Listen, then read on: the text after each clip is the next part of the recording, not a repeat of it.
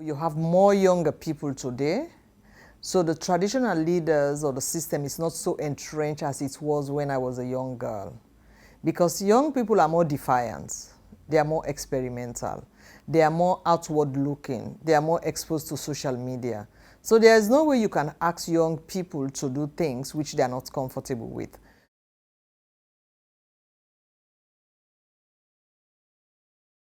I grew up, my father was a Muslim cleric, so he thought, and as most girls do not go to school, they need to get married. So he wanted to marry me off at 12. My mother refused, so he kicked us out. And I grew up with my mom. My mom comes from a village, which is the most traditional village in my country, where women don't have voice, where we don't own land, where women cannot be traditional leaders, where women are part of the property of the husband. My best mentor was my mother because she defied my father, and we went back to the village. And in the village, you normally don't have single women.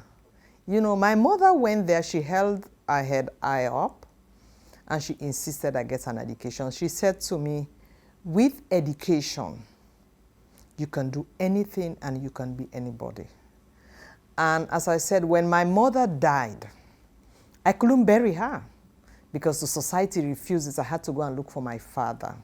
But this is a society, today I'm head of the family.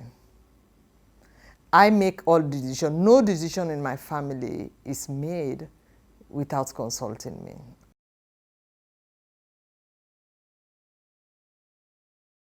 Conflict provides a big opportunity for women. And when you are able to support them during that time, it changes a lot of the norms in society because men, okay, they feel threatened, but they know they are not the only breadwinners anymore.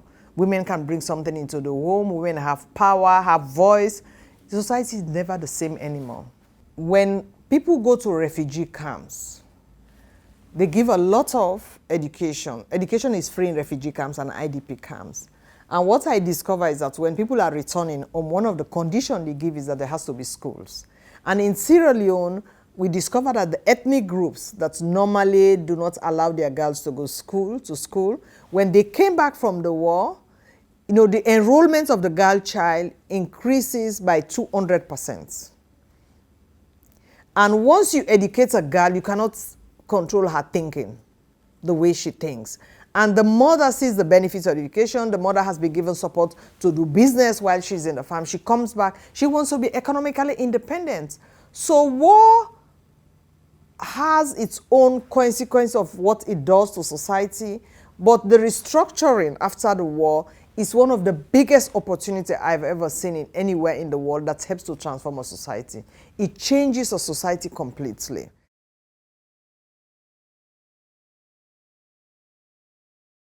A lot of international community don't want to shake the boats. They go in, oh, what are the social structures? What are the traditions? Oh, let's walk through the paramount chiefs. Oh, let's walk through the traditional leaders. Let's walk through governments. So that itself means you entrench the structure that is there. And that is the structure that has actually been at the disadvantage of women.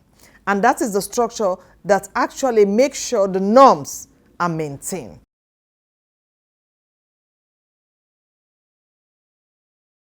So social movements create an opportunity for women to find their voices, to join forces, and to be able to rediscover themselves and their potential and the opportunity they will have and the changes they can make in their lives. When we were fighting for democracy, it was the women who led the campaign for democracy in Sierra Leone. We came together as women, we associated democracy to women's rights issue, to freedom of women. And today, it's happening in Sudan. The role that women are playing in Sudan in the revolution is unbelievable. And I think that's happening in a lot of countries. Women are finding their voices. They are discovering that they actually are part and parcel of society. They have an important role to play. And so when you have this crisis, whether in Tunisia, whether in Algeria, whether in Sudan, or whether in Sierra Leone in 1997, you find out it's an opportunity for women to find their voices. And they come old, young, educated and illiterate as I saw in my country, Sierra Leone. And so today, in areas where you have more women talking, you found out that you have more women going for politics.